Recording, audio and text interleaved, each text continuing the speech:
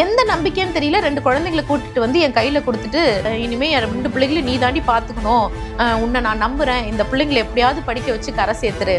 அவங்களுக்கும் தெரியும் இது நிரந்தரம் இல்லை, நான் இன்னைக்கு ஒரு நாள் தான் நான் இருக்க போறேன். ஆனா அந்த நொடி அந்த வார்த்தை ஒரு நாடகத்திற்கு அப்புறமா ஒரு அம்மாவால வந்து சொல்ல முடியுது. அது ஒரு கேள்வியா மாறுது. ஹவு கம் இந்த ஒரு நம்பிக்கை எதன் பேர்ல உருவாகுது? அப்படி நான் என்ன செஞ்சுட்டேன்? அம்மா வந்து சமீபமா வந்து தவறிட்டாங்க. அப்பா வந்து தினமும் ராத்திரி ஆனா நீ அம்மா மாதிரியே இருக்க அப்படின்னு சொல்லிட்டு என்கிட்ட வந்து தப்பா நடந்துக்கிறாருக்கா. அப்போ உங்களோட அடக்குமுறைக்கு எதிராக எந்தெந்த வகையிலலாம் என்னால் காட்ட முடியுமோ அந்தந்த வகையில் நான் காட்டுவேன். It's as simple as that. Tamil economy நேயர்களுக்கு அன்பு வணக்கம். நம்ம தொடர்ச்சியாக தமிழ் ஆளுமைகளை பற்றி நேர்காணல் எடுத்துக்கிட்டே இருக்கிறோம். இன்றைக்கி ரொம்ப வித்தியாசமான ரொம்ப இன்ட்ரெஸ்டிங்கான ஒரு ஆளுமையை நம்ம நேர்காணல் பண்ண போகிறோம். இவங்களுடைய ப்ரொஃபைலை நான் சொல்கிறதுக்கே சில விஷயங்கள் பார்க்க வேண்டியிருக்கு. இவங்க வந்து எனக்கு அறிமுகமாகும் போது இவங்க ஒரு ஆர்ஜியாக இருந்தாங்க, ஒரு தியேட்டர் ஆர்டிஸ்டாக இருந்தாங்க, ஒரு பறை இசை கலைஞராக இருந்தாங்க, இப்போது அவங்க வந்து ஒரு பேராசிரியராக இருக்கிறாங்க, ஒரு குழந்தைக்கு அம்மாவாக இருக்கிறாங்க. எப்படி அந்த ஆளுமையை எப்படி அவங்க இன்னும் ஹோல்ட் பண்ணுறாங்க அப்படிங்கிற விஷயங்கள் எல்லாம் நம்ம இன்றைக்கி பேச போகிறோம். இன்றைக்கி நம்ம கெஸ்ட்டோட பேர் டாக்டர் மீனாட்சி அவர்கள். வணக்கம். வணக்கம். நல்லா இருக்கீங்களா? நல்லா இருக்கேன். பொதுவாக ஒரு வேலையை பார்த்துட்டு வீட்டில் போய் ரெஸ்ட் எடுக்கிறதுக்கே டைம் பத்தலை. இன்னும் சொல்லப்போனால் நாங்கள் ஒரு வேலையை முடிச்சுட்டு வீட்டுக்கு போனால் எங்களுக்கு ஒரு அசிஸ்டன்ட் தேவைப்படுது. அது மனைவியோ இல்லைனா யாரோ ஒருத்தங்க எங்களுக்கான வேலைகளை பகிர்ந்துக்க வேண்டி இருக்குது.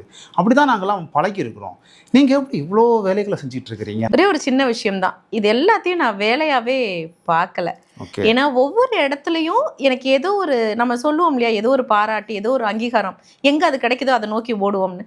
அப்படி இருக்கக்கூடிய இந்த ஒவ்வொரு இடத்துலையுமே எனக்கு ஏதோ ஒரு பாராட்டும் அங்கீகாரமும் கிடைக்குது அப்படின்னு நான் நம்புகிறேன். அது எல்லாமே எனக்கு பிடிச்ச விஷயமாகவும் இருக்குது. ஸோ நிறைய பேருக்கு வந்து பாட்டு கேட்கறது பிடிக்கும். அப்போது பாட்டு போட்டுகிட்டே கேட்குறதே எவ்வளோ இனிமையாக இருக்கும். அப்போ அந்த ஆர்ஜே விஷயங்களை பண்ணிக்கிட்டே இருக்கேன். எனக்கு குழந்தைங்களோடு இருக்கிறது பிடிக்கும், குழந்தைங்களோட உரையாடுறது பிடிக்கும், நிறைய விஷயங்கள் பகிர்ந்துக்கிறது பிடிக்கும். அப்படி ஒரு பேராசிரியராக இருக்கும் பொழுது அத்தனை குழந்தைங்களோட அன்பை சம்பாதிக்கிறேன். ஸோ அது வேறு ஏதாவது ஒரு துறையில் கிடைக்குமான்னு கேட்டால் கிடையாது. அதனால் அது எல்லாமே நான் ஒரு விருப்பப்பட்டு செய்கிறேன் அப்படின்றது தான். இப்போ நீங்கள் சொன்ன மாதிரி பறை இசை அப்படின்ற ஒரு விஷயம், மண்ணிசை கலை, அதை நான் கற்றுக்க ஆரம்பிக்கும் போது ஏகப்பட்ட தடைகள் இருந்துச்சு. ஒரு தடையை மீறி ஒரு விஷயம் கிடைச்சதுன்னா அதை விட்டுறக்கூடாதுன்னு இருக்கும் இல்லையா, அதனாலேயே அதை நான் இன்னும் ஹோல்ட் பண்ணிட்டு இருக்கேன் அப்படின்னு சொல்லலாம். அடுத்தபடியாக அம்மா அப்படின்ற ஒரு விஷயம், அந்த அம்மான்ற வார்த்தையை நான் புனிதப்படுத்த விரும்பலை. ஆனால் நம்மளுக்கு இது எல்லாத்துக்கும் ஓடுறதுக்கு ஏதோ ஒரு காரணம் வேணும். நிறைய இடங்கள்ல கூட சொல்லுவாங்க, உன்னுடைய கனவுகள் எல்லாம் வந்து நாளைக்கு விட்டுட்டையா அப்படின்னு உன் குழந்தை கேள்வி கேட்கும் பொழுது உன்னுடைய பதில் வந்து இல்லை நான் விடலை, அப்படி விட்டாலும் அதுக்கு காரணம் குழந்தைன்ற நீ இல்லை அப்படின்னு சொல்லணும்னு. ஸோ என்னுடைய குழந்தைக்கு என்னுடைய கனவுகளை நான் நோக்கி பயணம் செஞ்சுக்கிட்டே இருக்கேன், நீயும் எந்த சூழலானாலும் பயணம் செஞ்சுக்கிட்டே இருக்கணும் அப்படின்ற அந்த ஒரு அடித்தளத்தை அவனுக்கும் நான் கற்பிக்கிறேன் அப்படின்ற மாதிரி தான் நான் நினைக்கிறேன். ஆனால் எனக்கு என்னென்னா, நம்ம எவ்வளோ வேலைகள் செஞ்சாலும் அதில் ஏதோ ஒரு விஷயம் நமக்கு ஸ்பெஷலாக இருக்கும் இல்லையா? ஸோ இவ்வளோ வேலைகள் செய்றீங்க, இதில் உங்களுக்கு ஒருபடி எனக்கு இது ரொம்ப பிடிக்கும் அப்படின்னா எதோ சொல்லுவீங்க? இதில் ஒரு படி எனக்கு ரொம்ப பிடிக்கும் அப்படின்னா எனக்கு என்ன ரொம்ப பிடிக்குது. நீங்கள் துறை நீங்கள் சொல்லலாம். ஏன்னா ஒவ்வொரு இடத்துலையுமே நான் என்ன மையப்படுத்தி தான் பார்க்குறேன். நான் எந்த துறையில் இருக்கணும் அந்த துறையை நான் மையப்படுத்துறது இல்லை. எங்கே போனாலும் அந்த இடத்துல நான் என்ன மையப்படுத்திக்குவேன். ஒரு பேராசிரியராக இருக்கிறேன்னா அந்த இடத்துல நம்ம நிறைய இடத்துல கூட சொல்லுவாங்க, கல்யாணம்னா மாப்பிள்ளையாக இருக்கணும், சாவு வீடுனா புணமாக இருக்கணும் அப்படின்றதெல்லாம் தாண்டி நான் மையமாக இருக்கணும்னு பார்க்குறேன். அந்த மையமாக நான் இருக்கும் பட்சத்தில் எல்லா இடத்துலையுமே என்னால் இது பண்ண முடியுது. கொஞ்சம் ஸ்பெஷலாக கொஞ்சம் ஒரு படி மேலே இருக்கணும் அப்படின்னு சொல்லி சொன்னால், ஒரு மேடையில் நான் நிற்கும் பொழுது என்னை அதிகப்படியாக நான் நானாக உணர்ந்திருக்கேன். ஒரு பேராசிரியையாக ஒரு வகுப்பறையில் நிற்கிறத விட, ஒரு வானொலி தொகுப்பாளராக ஒரு மைக்குக்கு முன்னாடி இருக்கிறத விட, ஏன் ஒரு குழந்தைக்கு அம்மாவாக நான் சொல்லி கொடுக்கும் போதோ சோறு ஊட்டுறதை விட, ஒரு இருட்டு அறையில் ஒரு ஸ்பெஷல் ஃபோக்கஸ் லைட்டில் அந்த சென்டரில் நான் மட்டும் வார்த்தைகளே இல்லாமல் மௌனமாக ஒரே ஒரு ஸ்டாட்டிக்கான ஒரு போஸ்டில் இருந்தால் கூட போதும். அந்த நிமிடம் அந்த நொடி நான் என்னை அதிகமாக நானாக உணர்ந்திருக்கேன்.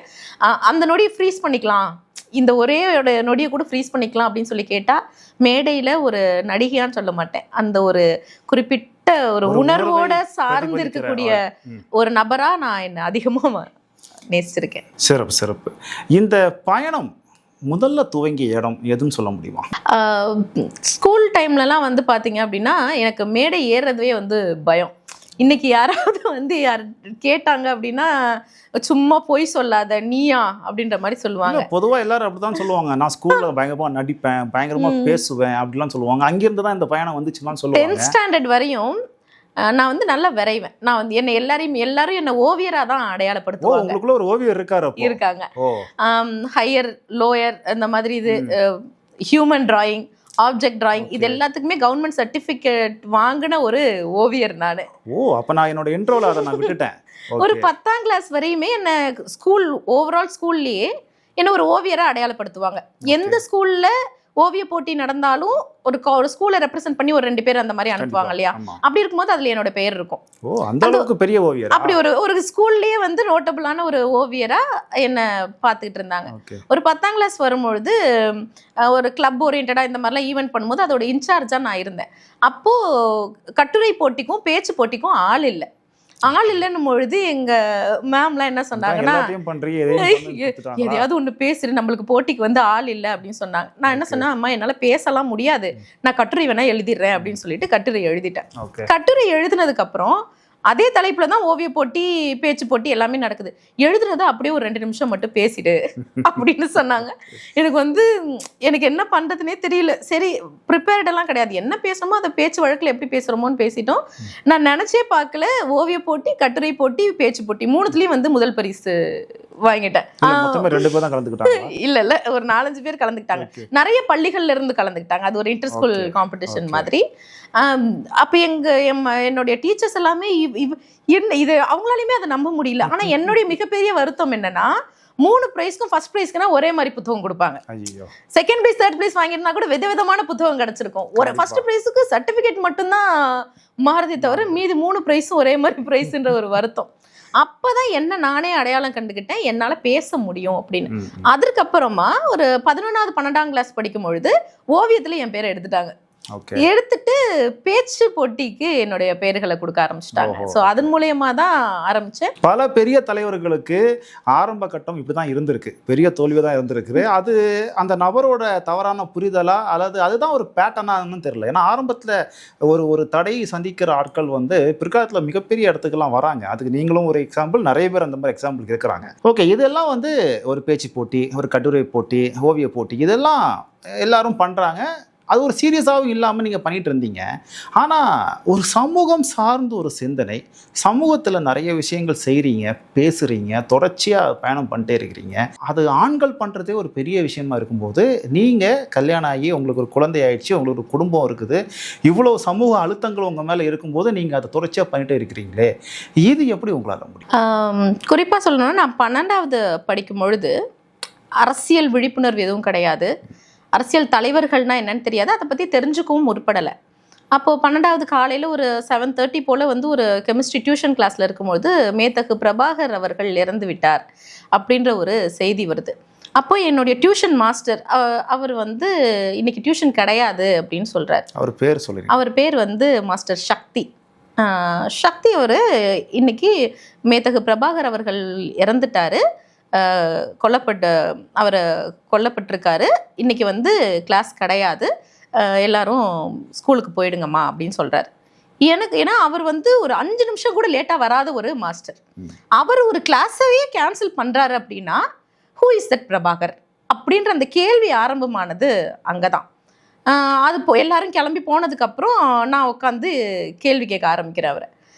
மாஸ்டர் பிரபாகர்னா யாரு, நீங்கள் 5 நிமிஷம் விடுறதுக்கு சீக்கிரம் விடுங்கன்னு சொன்னாலே விட மாட்டீங்க, நீங்கள் கிளாஸே கேன்சல் பண்ணுறீங்கன்னா யார் அப்படின்னு சொல்லும் பொழுது அவர் ஈழம் பற்றின அறிமுகம் கொடுக்குறாரு. அவர் செய்தக்கூடிய சில விஷயங்கள் பற்றி சொல்கிறாரு, விடுதலை புலிகள் பற்றின வரலாறுகளை சில விஷயங்களை சொல்கிறாரு. ஒவ்வொரு விஷயங்களையும் கேட்க கேட்க நம்ம என்ன பண்ணிட்டு இருக்கோம், நம்மளுக்கு வந்து சொல்லுவோம்ல, எனக்கு வந்து எதுவும் செய்யணும்லாம் தோணாது, ஆனால் அந்த வழியை என்னால் உணர முடியும், அது ஏதோ ஒன்று இருக்குது அப்படின்ற மாதிரி ஒரு விஷயம் மட்டும் மனசுக்குள்ளே இருந்துச்சு.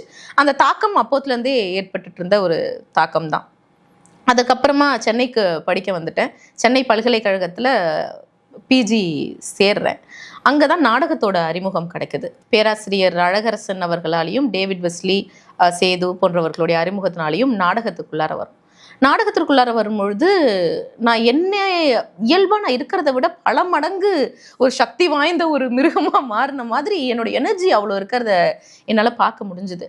அப்போ பார்க்குறப்போ கையில் ஒரு பறை எடுக்கலாம், ஏன்னா நாடகத்திற்கு தேவையாக பறை எடுக்கலாம் அப்படின்னு சொல்லி வரும்பொழுது சமூக சூழல் காரணமாக, சில சாதியின் அடிப்படைகள் காரணமாக, நம்ம வளர்ந்த சூழல், நம்மளுடைய அப்பா அம்மாவுக்கு இருக்கக்கூடிய சில கோட்பாடுகள், நம்மளுடைய முன்னோர்கள் ஏற்படுத்தி வச்ச சில வட்டம், இது எல்லாமே வந்து அந்த பறையை என் கையில் எடுக்க விடலை. ஏன் எடுக்க விடலைன்னு கேட்டால் அதுக்கு காரணங்கள் ஒத்துக்கொள்கிற மாதிரி சொல்லியிருந்தால் நம்மளால் எடுத்துருக்க முடியும். ஆனால் அவங்க சொன்னக்கூடிய ஒரே ஒரு காரணம் சாதி அப்படின்ற ஒரு விஷயம். அந்த சாதின்ற காரணத்தை மட்டும் என்னால் என்றைக்குமே ஏற்றுக்கவே முடியலை. சாதியை பற்றின மிகப்பெரிய புரிதல் இல்லைன்னா கூட, வாசிக்கும் பழக்கம் இல்லைன்னா கூட, அது ஏதோ ஒரு விஷயம் வந்து என்னால் ஏற்றுக்க முடியாது அப்படின்ற அந்த உணர்வு இருந்துச்சு. அதுக்கப்புறமா சில நண்பர்களோட சேர்ந்து வேலை பார்க்க ஆரம்பிச்சது, தெரு தெருவா போனது, நிறைய விஷயங்கள் எல்லாமே கல்லூரி காலத்துல வந்து யாராவது சோசியல் சர்வீஸ் பண்றாங்க அப்படின்னா நம்ம கூட சேர்ந்துக்கிறது. அந்த அரசியல் புரிதல் எதுவுமே இல்லைன்னா கூட ஏதோ ஒரு நல்லது பண்றாங்கல்ல, நம்மளுக்கு இதுக்கான வாய்ப்பு கிடைச்சிருக்குல்ல அப்படின்ற மாதிரி செஞ்சிருக்கேன். அதோட மிகப்பெரிய பங்கு உங்களுக்குமே இருக்கு. ஏன்னா நான் பறையை ஃபர்ஸ்ட் கத்துக்கணும்னு சொல்லிட்டு உங்ககிட்ட கேட்குறப்போ ஒரு முகவரி கொடுத்து, அதற்கான ஒரு தொலைபேசி எண் கொடுத்து, இவங்க கிட்ட போடா போய் பறை கத்துக்கோ அப்படின்னு சொன்ன மிகப்பெரிய பங்கு உங்களுக்கு இருக்கு. நீங்க எங்க ஆரம்பிச்சீங்கன்னு கேட்டா அது உங்ககிட்ட இருந்து ஆரம்பிச்சது அப்படின்னு நான் சொல்லுவேன். இதுல வந்து இப்ப நான் எப்படி ஒரு நாடகம் பண்றப்ப என்ன நான் பல மடங்கு சக்தி வாய்ந்தவளா எனர்ஜெட்டிக்கா ஃபீல் பண்றேனோ, அதே போல ஒரு உணர்வு எனக்கு இந்த அரசியல் சார்ந்த சில விஷயங்கள்ல பண்றப்ப எனக்கு இல்லை. அதே இடம் தாகம்ன்ற ஒரு அமைப்பின் மூலயமா குழந்தைகளோட வேலை செய்ய ஆரம்பிக்கிறேன். ஓடைக்குப்பம் அப்படின்னு இருக்கக்கூடிய அந்த பெசநகர் ஒட்டி இருக்கக்கூடிய கம்யூனிட்டியில வந்து ஒர்க் பண்ண ஆரம்பிக்கிறேன். குழந்தைகளோட சம்மர் கேம்ப்னு சொல்லிட்டு அங்க இருக்கிற நாட்கள் வந்து அவங்க இருக்கக்கூடிய மனுஷங்க கொடுக்கக்கூடிய அன்பு வந்து அப்படியே அடிமை ஆயிடலாம் நம்ம அப்படின்ற அளவுக்கு என்னால் அதை உணர முடிஞ்சது. இதுக்கப்புறம் வந்து so this is where we belongs to அப்படின்றது. ஏன்னா அந்த மக்களை நான் போய் கனெக்ட் பண்ணுறதுக்கு எனக்கு உதவியாக இருந்தது இந்த நாடகமும் பறையும். இப்போ எப்படி ஒவ்வொன்று தனித்தனி என்னால் சொல்ல முடியாது. நாடகத்தின் மூலியமாக தான் பறை வந்தது. பறையின் மூலியமாக தான் நான் கம்யூனிட்டி உள்ளார போக ஆரம்பித்தேன். ஏன்னா அந்த கம்யூனிட்டி உள்ளார மக்கள் கூட்டத்தை சேர்க்கறதுக்கு எனக்கு அது மிகப்பெரிய ஒரு உதவியாக இருந்தது. குழந்தைகளை கவர்றதுக்கு எனக்கு அது மிகப்பெரிய உதவியாக இருந்துச்சு. அதுக்கான அரசியல் பின்புலம்லாம் அதுக்கப்புறம். ஆனால் ஒரு இசையாக பார்க்குறப்போ அது எனக்கு ஒரு மிகப்பெரிய சக்தி வாய்ந்த ஒரு விஷயமா இருந்துச்சு. அப்போது ஒரு முதல் நாடகம் அப்போ தான் நான் ரோட்டில் போடுற 2017 மே மாதம். அந்த நாடகம் வந்து குழந்தைகளுடைய கல்வி சம்பந்தமான சில விஷயங்கள். முன்னாடி ஃபர்ஸ்ட் போறப்போ வந்து நம்மள ஒரு ஸ்ட்ரேஞ்சர்ஸா தான் பார்ப்பாங்க இல்லையா, ஒரு குப்பத்தின்குள்ளே நம்மள ஒரு ஆளா வந்து சேர்த்துக்கல. ஒரு நாடகம் போட ஆரம்பிக்க இருள் சூழ ஆரம்பிக்க ஒரு கட்டத்திற்கு அப்புறம் ஒரு அந்த முதல் நாடகம் கம்யூனிட்டியில் நான் போடக்கூடிய முதல் நாடகம், இதுவரையும் 4 செவத்துக்குள்ளார காலேஜில் ஸ்டேஜில் போட்டுட்டு இருந்த நாடகம் இன்னைக்கு வீதிக்கு வருது. அந்த நாடகம் போட்ட அடுத்த நொடி அங்கேருந்து ஒரு அம்மா வந்து அவங்களுக்கு கணவன் இல்லை, 2 பெண் குழந்தைகள் இருக்குது. எந்த நம்பிக்கைன்னு தெரியல, 2 குழந்தைகளை கூட்டிட்டு வந்து என் கையில் கொடுத்துட்டு, அம்மாடி இனிமேல் 2 பிள்ளைகளை நீ தாண்டி பார்த்துக்கணும், உன்னை நான் நம்புகிறேன், இந்த பிள்ளைங்களை எப்படியாவது படிக்க வச்சு கரை சேர்த்துரு. அவங்களுக்கும் தெரியும் இது நிரந்தரம் இல்லை, நான் இன்னைக்கு ஒரு நாள் தான் நான் இருக்க போகிறேன். எனக்கும் தெரியும் அது நிரந்தரம் இல்லை, அதுக்கப்புறம் நம்ம அந்த குழந்தைகளோட பயணிக்கிறோம், அது வேற. ஆனால் அந்த நொடி அந்த வார்த்தை ஒரு நாடகத்திற்கு அப்புறமா ஒரு அம்மாவால் வந்து சொல்ல முடியுது அப்படின்ற ஒரு விஷயம் எனக்கு அது கேள்விக்குறி தான். புரிதல் இல்லாத கட்டத்தில் ஒரு வாய்ப்பு வந்து அது ஒரு நாடகமாக போட்டது, அது ஒரு கேள்வியாக மாறுது. ஹவு கம் இந்த ஒரு நம்பிக்கை எதன் பேரில் உருவாகுது, அப்படி நான் என்ன செஞ்சுட்டேன், இந்த அன்புக்கு நான் தகுதியானவதானா அப்படின்ற ஒரு கேள்வி எழுது. கொஞ்ச நேரத்துக்குலாம் ஒருத்தவங்க வந்து எங்கள் அக்கா நீ எங்கள் வீட்டுக்கு வந்து சாப்பிட்றியா, என்ன கூட கொஞ்சோண்டு சாப்பிட்றியா அப்படின்னு கேட்குறாங்க. அதுக்கு முன்னாடி போனவங்க தண்ணி குடிக்கிறியான்னு கூட கேட்கல, ஒரு 6 மணி போல். அதே ஒரு 9 மணி போல் அந்த நாடகம் முடிஞ்சதுக்கப்புறம் எங்கள் வீட்டில் கொஞ்சோண்டு வந்து சாப்பிட்றியா ப்ளீஸ் அப்படின்னு சொல்லி கேட்குறப்ப என்னால் மறுக்க முடியல. அதை சாப்பிட்டதுக்கப்புறம் அந்த பிள்ளைக்கு அவ்வளோ சந்தோஷம். அப்போது அந்த நாடகன்றது எனக்கு பிடிச்சி பண்ணுறன்றதை விட அந்த நாடகத்துடைய தாக்கம் மக்களுக்கு எப்படி இருக்குது, அதுலேருந்து வரக்கூடிய அன்பு என்ன எந்த அளவுக்கு ஒரு போதைக்கு உள்ளாக்குது அப்படின்றத அந்த 2017 உணர ஆரம்பித்தேன். அதற்கப்புறமா தான் முடிவு பண்ணேன், this is where I belong to. நாடகமும் மக்களும் இசையும் தெருவும் தான் எனக்கான நிரந்தரம், பெரிய பெரிய மேடைகளும் வெளிச்சங்களும் இல்லை அப்படின்றத உணர்ந்து பயணிக்க ஆரம்பிச்சது தான் அதோடைய. இப்போ நீங்கள் வாழக்கூடிய ஒரு பகுதி உங்களுக்கான ஒரு மக்கள் அப்படின்னு இருக்கும்போது, இப்படி சமூகத்தில் பின்தங்கிய மக்களுடைய இடங்களில் போய் வேலை செய்யும்போது நமக்கு ஒரு ஃபர்ஸ்ட் இம்ப்ரெஷன் ஒன்று இருக்குமே, நம்ம எதிர்பார்த்துருக்க மாட்டோம். பயங்கர சர்ப்ரைசிங்காக இப்படியெல்லாம் மக்கள் வாழ்கிறாங்களா அப்படின்னு சொல்லிட்டு எங்கேயாவது ஒரு இடத்துல யோசிப்பீங்க. நீங்கள் உங்களால் கற்பனைக்கும் எட்டாத அளவுக்கு ஒரு தருணம் இருந்திருக்கும், இப்படியெல்லாம் மக்கள் வாழ்கிறாங்களா அப்படின்னு. அந்த மாதிரி ஏதாவது ஒரு தருணம் எங்கேயாவது நீங்கள் உங்களுக்கு இருந்திருக்கா? எனக்கு மக்கள் இப்படி வாழ்கிறாங்களா அப்படின்றத விட மனுஷங்க இப்படிலாம் கூட இருப்பாங்களா அப்படின்ற நொடி நிறைய தோணியிருக்கு. ஏன்னா வெளிப்படையாக சொல்லணும்னா நான் ஒரு ப்ரிவிலேஜான ஒரு ஃபேமிலி, ப்ரிவிலேஜான ஒரு எஜுகேஷன், எனக்கு கேட்டது கிடைக்கக்கூடிய இடத்துல தான் நான் இருக்கேன். எதுக்குமே ஏக்கப்பட்டு ஆசைப்பட்டு கிடைக்கிறது இல்லை. என் அப்பாவாக இருக்கட்டும், அம்மாவாக இருக்கட்டும், என் அண்ணனாக இருக்கட்டும், நம்ம ஆசைப்பட்டதை நிறைவேற்றி வைக்கக்கூடிய அளவுக்கு நம்மளுக்கு பிறர் இருந்திருக்காங்க. நானாக கஷ்டப்பட்டு உழைச்சி ஓடணுன்றது இல்லை. தான் பொண்ணு சந்தோஷமாக இருக்கணும், என் தங்கச்சி சந்தோஷமாக இருக்கணும்னு நான் ஆசைப்பட்டது உடனே செய்யக்கூடியவங்க. வீட்டில் என்ன பேர் சொல்லி கூப்பிட மாட்டாங்க, அம்முன்னு தான் கூப்பிடுவாங்க, பாப்பான்னு தான் அட்ரஸ் பண்ணுவாங்க இன்னொருத்தவங்கள்ட்ட சொல்லும் பொழுது கூட. அப்படி இருக்கும்பொழுது உண்மையாகவே ஒரு டேட்ஸ் லிட்டில் பிரின்சஸாக ஒரு குடும்பத்தில் வந்து கடைக்குட்டி எப்படி இருக்குமோ அப்படி வளர்ந்த ஒரு பிள்ளை நான். ஆனால் இந்த கம்யூனிட்டி உள்ளார போகும்பொழுது சில குழந்தைகளோட வேலை செய்யும் பொழுது வந்து நான் பார்க்குறேன், ஒரு அடிப்படை அன்பு கூட இல்லாததை தாண்டி அவங்க எந்த அளவுக்கு வந்து பாலியல் ரீதியாக துன்படுத்தப்படுறாங்க குழந்தைங்க அப்படின்றத பார்க்குறேன். சில பேர்களை வந்து சொல்ல முடியாது. நான் சொல்ல இதே குழந்தைங்களோட ஒரு கம்யூனிட்டியில் வேலை செய்யக்கூடிய ஒரு இடத்துல வந்து குழந்தைங்களோட ஆனால் நம்ம ரொம்ப சந்தோஷமாக இருக்கிற மாதிரி நாடகம் போட்டு அந்த பிள்ளைங்களுக்கு ஆர்ட் அண்ட் கிராஃப்ட் சொல்லி கொடுக்கறது, நாடகம் சொல்லி கொடுக்கறது, பாடல் சொல்லி கொடுக்கறது, இப்படி ஒரு விஷயம் இருந்துகிட்டே இருந்துச்சு. அதில் ஒரு பிள்ளை வந்து எப்போவுமே அது ஒரு 10 நாள் ஒர்க் ஷாப் மாதிரி நடக்கும். ஒரு 3 நாள் வந்து பாப்பா தூரமாக நிற்பா, எட்டி பாப்பா, வந்து என்கிட்ட பேச மாட்டா. நான் என்ன என்ன என்ன அப்படின்னு சொல்லி கேட்டேன்னா கூட கிட்ட வரவே மாட்டா. ஏன்டா அம்மு என்னடா அப்படின்னு கேட்டால் ஒன்றும் இல்லை போங்க அப்படின்னு வா. ஏதாவது மாங்காய் ஏதாவது இருந்தால் மட்டும் எடுத்துகிட்டு வந்து கையில் கொடுப்பா, போவா, அப்படி இருப்பா. ஒரு நாள் நாங்கள் இதெல்லாம் முடிச்சுட்டு நாங்கள் கிளம்ப போகிறோம், இதெல்லாம் முடிக்க போகிறோம், ஃபைனல் டே இந்த சர்டிஃபிகேட் மாதிரி இதெல்லாம் சரி கொடுக்கலாம், பிள்ளைங்களுக்கு கிஃப்ட்ஸ்லாம் கொடுக்கலான்னு சில விஷயங்கள் ஒரு மணல் ஓரமாக பண்ணிகிட்டு இருக்கும் பொழுது உட்காந்து பயங்கரமாக அழ ஆரம்பிச்சிட்டா. இதுவரை ஒரு வாரத்தை கூட இந்த 10 நாளில் பேசாத பிள்ளை அழ ஆரம்பிச்சிட்டு என்னடா தங்கம் என்ன பிரச்சனை உனக்கு அப்படின்னு சொல்லி கேட்ட உடனே, அக்கா நீ போகாத அப்படின்னா. இதுவரை ஒரு வார்த்தை கூட பேசாத ஒரு குழந்தை நம்மளை போகாதுன்னு சொல்லுது.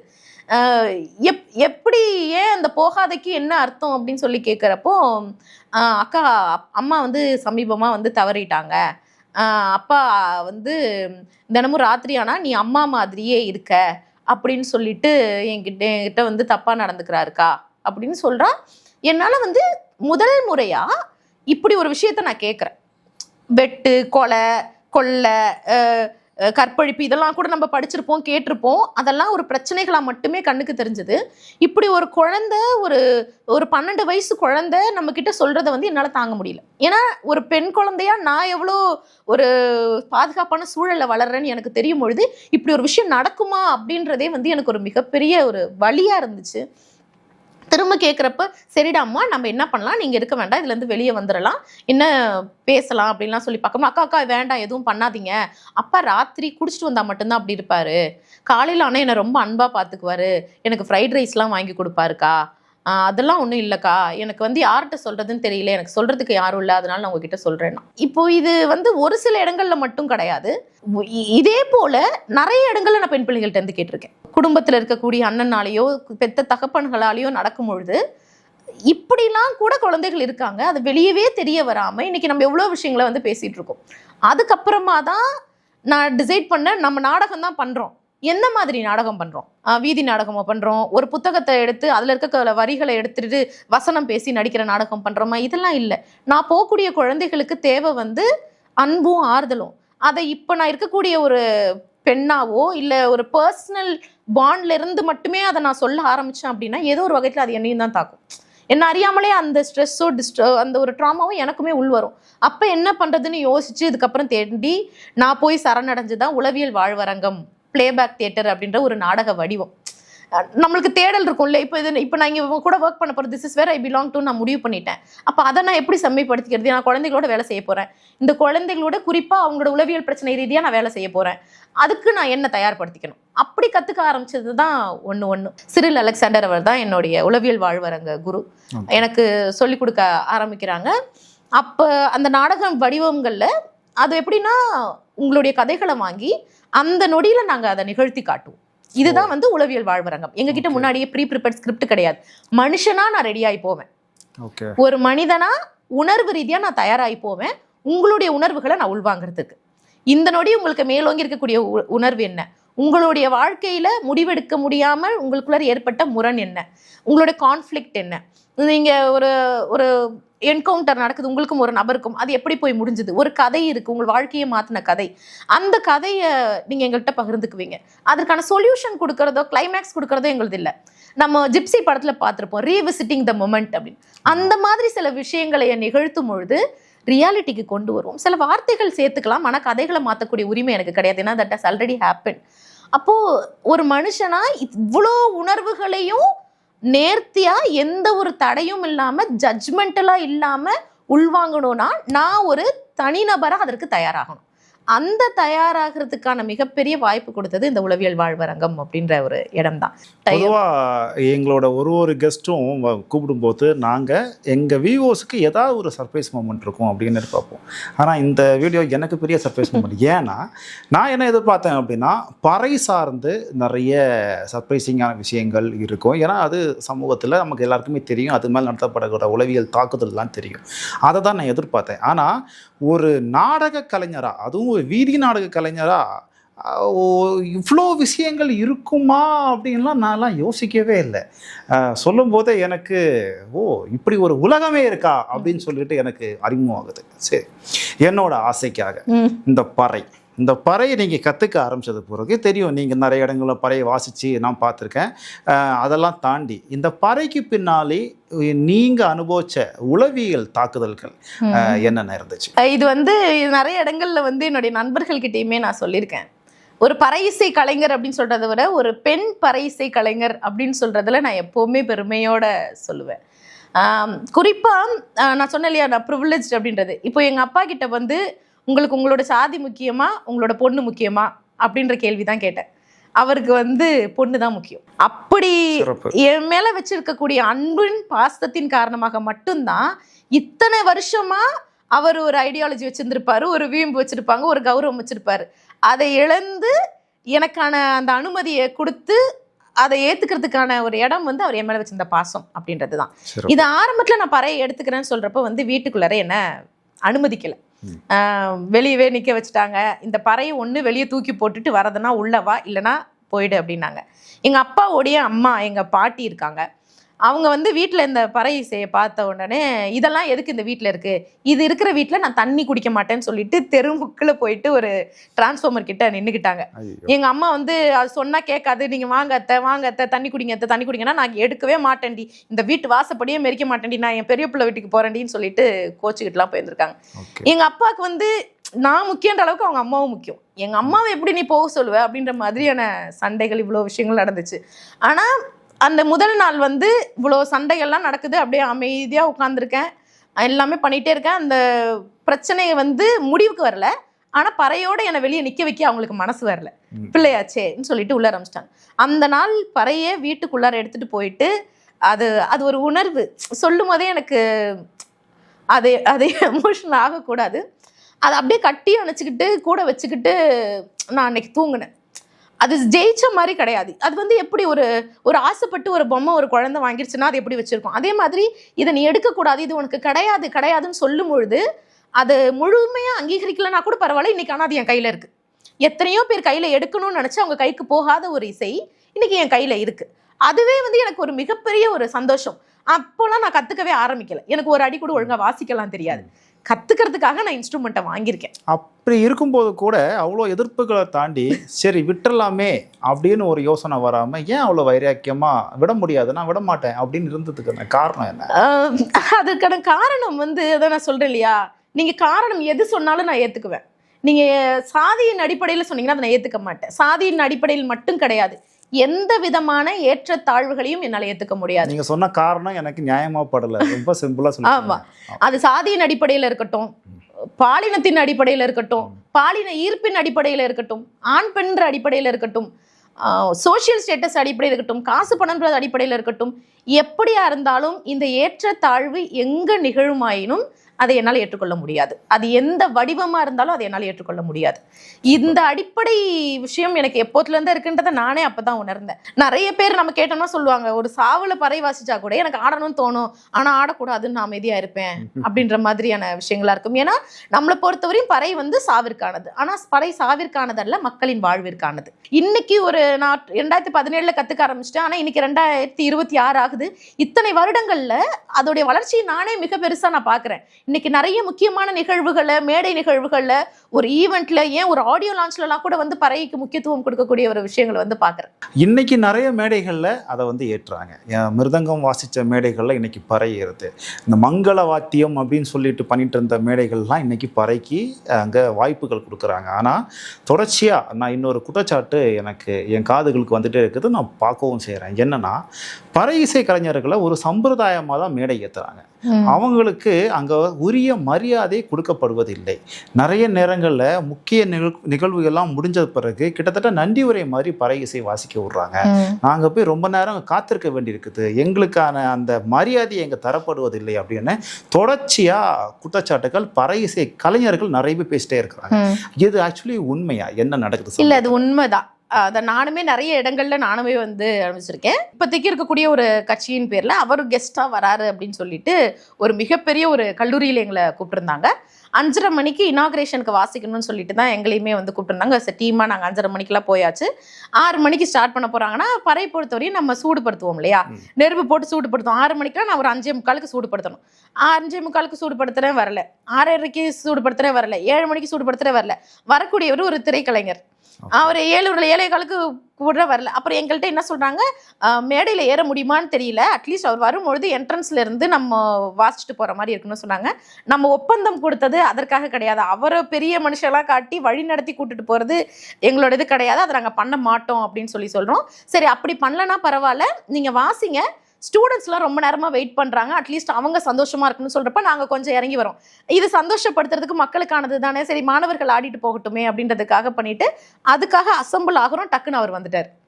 அங்கே வந்த உடனே நாங்கள் நிற்கிற இடம் எங்கன்னே தெரியல, எங்கள் எல்லாரையுமே தள்ளி விட்டுட்டு அந்த கூட்டம் போகுது. ஆர்கனைஸ் பண்ணவங்களும் போகிறாங்க. அதுக்கப்புறம் நாங்கள் இருக்கோமா இல்லையான்னு அவங்க எங்களுக்கு மெசேஜ் பண்ணலை, கேட்க கூட இல்லை. நாங்கள் ஆனால் வெளியவே நாங்கள் நிற்கிறோம். அந்த நிகழ்வு நடக்க ஆரம்பிச்சது, இதை பற்றி எதுவுமே பேசலை. நான் அப்போ கிளம்புறப்போ வந்து நான் சொல்கிறேன், அக்கா sorry, this is not the right way you treat us, we are leaving அப்படின்ற அந்த மெசேஜுக்கு நான் அந்த நொடி எப்போ அப்படி இருந்ததோ அந்த நொடி நாங்கள் வெளியே வரோம். சாரிடா, என்னால் அங்கே கவனிக்க முடியல, ஒரு ரொம்ப டைட்டாக இருந்துச்சு அப்படின்ட்டு ஒரு மெசேஜ் மட்டும் வந்துச்சு. எப்போ 11, நாங்கள் ஒரு 7:30 மணிக்கு அந்த மாதிரி கிளம்புறோம். ஒரு 10 மணி 11 மணிக்கு எங்களுக்கு இந்த மெசேஜ் வருது. அதே போல் தொடர்ந்து பல நிகழ்வுகள் பறை இசை கலைஞர்களுக்கு நடக்கும் பொழுது இது எல்லா இடத்துலையுமே வந்து கேள்விக்கு உண்டாக்கப்படுது தான். அப்போ நாங்கள் முடிவு பண்ணது என்னன்னா, போகும்பொழுதே நாங்கள் சொல்லிடுவோம், எங்களுடைய நிகழ்வு எப்பன்னு கேட்கறத விட எங்களோட சேர்ந்து வேற என்னென்ன நிகழ்வுகள் இருக்குன்னு கேட்க ஆரம்பிச்சோம். இது எல்லாமே எங்களுக்கு பாடம். அதே போல ஆரம்பத்துல பறையை எடுத்துட்டு போய் சேர்க்கணுன்றதுக்காக சில நேரங்கள்ல பைசா வாங்க மாட்டோம். ஒரு பணம் இல்லாமல் ஒரு நட்பின் பேர்ல வந்து போய் பண்ணிட்டு இருந்தோம். ஆனா அப்படி பண்ணும் பட்சத்துல தான் இந்த மாதிரியான நிறைய பிரச்சனைகள் வர ஆரம்பிக்குது. அப்போ நீங்க எவ்வளோ நட்பானவர்களாகவே இருந்தாலுமே எங்களுக்கான குறைந்தபட்ச டிராவல் அலவன்ஸா இருக்கட்டும், எங்களுடைய கலைஞர்களுக்கான ஊதியமா இருக்கட்டும் வாங்காம நாங்க போய் நிகழ்த்துறதில்லை. ஏன்னா குறைந்தபட்சம் நீங்க ஒரு காசு கொடுத்தீங்கன்னா உங்களுக்கு அந்த ஒரு விஷயமாவது இருக்கும், நான் உங்களுக்கு பணம் கொடுத்துருக்கேன், என்ன ஆயிடுச்சு, வாசிக்க வைக்கணும் அப்படின்ற அந்த ஒரு இதுவாவது இருக்கும். அப்போ சில விஷயங்களை மட்டும், சில நுணுக்கங்களை மட்டும் கையாள ஆரம்பிச்சோம். அதையும் மீறி எங்களுக்குன்னு சில நெறிமுறைகள் இருக்கு. சில இடங்கள்ல வாசிக்க மாட்டோம், சில இடத்துல வாசிப்போம் அப்படின்னு. குறிப்பா சாவுக்கு நாங்க வாசிக்கிறது இல்லை அப்படின்னு இருக்கு. ஆனா என்னுடைய குடும்பத்துல எங்க அப்பா தவறிட்டார். எந்த வீட்டுல பறை எடுக்க கூடாதுன்னு சொன்னாங்களோ எங்க அப்பாவுடைய சாவுக்கு நான் போனேன். போயிட்டு பறை வாசிச்சுக்கிட்டு இருந்தாங்க. அவங்க கிட்ட இருந்த பறையை கையில் வாங்கி நான் சாவில் வாசித்து நாக்கை கடிச்சிட்டு டான்ஸ் ஆட ஆரம்பிச்சிட்டேன். சுற்றி இருக்கிற அத்தனை பேரும் எங்கள் அப்பா பேர் சிவலிங்கம், சிவலிங்கம் பொண்ணா இது, சிவலிங்கம் பொண்ணா இது, ரோட்டில் பாரு எப்படி பறை வாசிக்கிறா பாரு, எப்படி பொட்டப்பிள்ளை எப்படி வாசிக்கிற பாரு, இழுத்துருவான்னு சொல்கிறாங்க. ஆனால் அதே சில பேர் வந்து அதை வீடியோ கேப்சர் பண்ணுறாங்க. என்னுடைய சொந்தக்காரங்களே சந்தோஷமாக கேப்சர் பண்ணவங்களும் இருக்காங்க. எங்கள் அப்பாவுக்கு நான் வாசிக்க அவருக்கு வந்து சந்தோஷமாக தான் இருந்துச்சு. யார் கூடாதுன்னு சொன்னாரோ, இன்னும் எங்கள் தாத்தாவுக்கு அதெல்லாம் ரொம்ப பிடிக்கும். அவர் வந்து தெருக்கூத்துலலாம் நடிச்சிருக்காரு.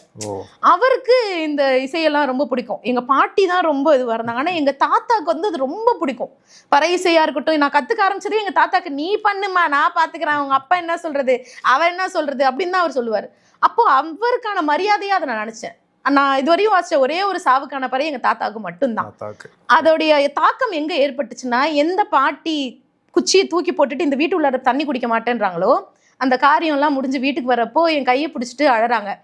அம்மாடி, உன் தாத்தனுக்கு நீ அடிச்சு தூக்கி போட்டேன்னு நீ இப்போ சொன்னாங்க, நான் அதை பார்க்க முடியல.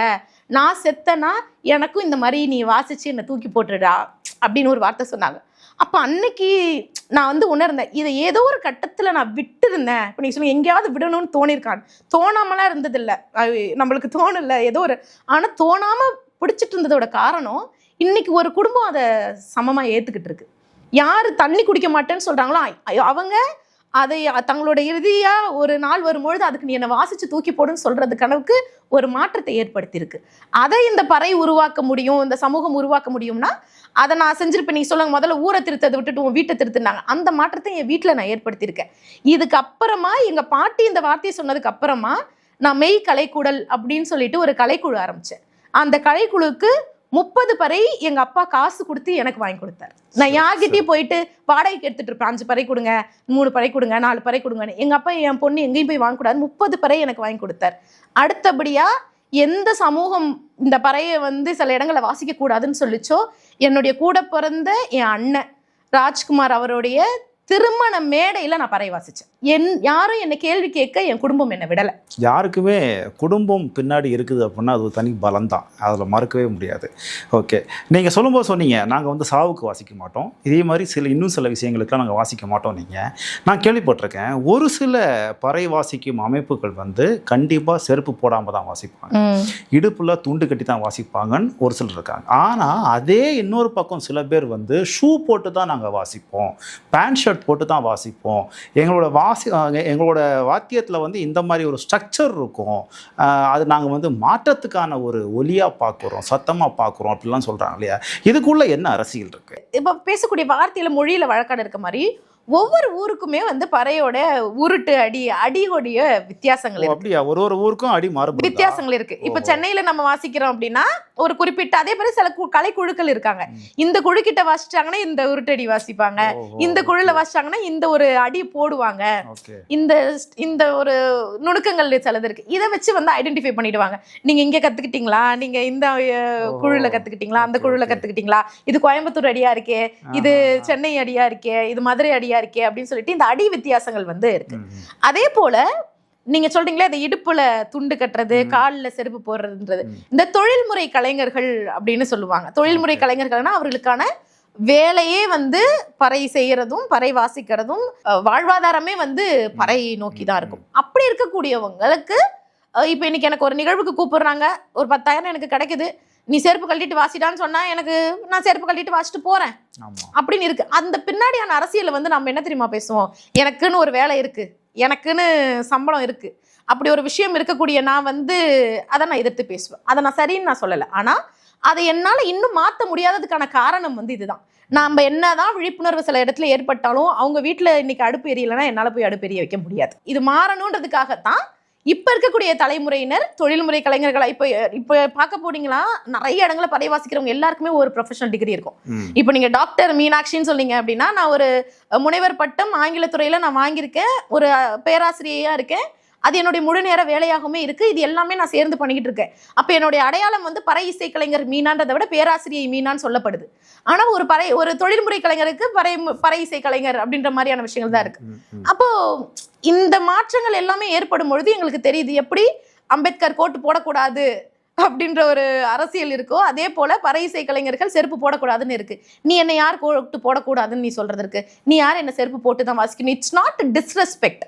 நீங்க வந்து எப்படி ஒரு டான்ஸுக்கு மரியாதை கொடுக்கணும், செருப்பு கழட்டி வச்சுட்டு பண்ணுங்க, சலங்கைக்கு மரியாதை கொடுக்கணும் அப்படின்னு நாங்கள் எல்லாருக்கும் செய்யக்கூடிய எல்லாருக்கும் தெய்வங்கள்ன்றது வந்து சாமி கிடையாது. நம்ம செய்யக்கூடிய தொழில் அப்படின்ற எவ்வளோ ஒரு விஷயம் இருக்கு. அதாவது பேஷனேட்டா நம்ம பண்றது தான்.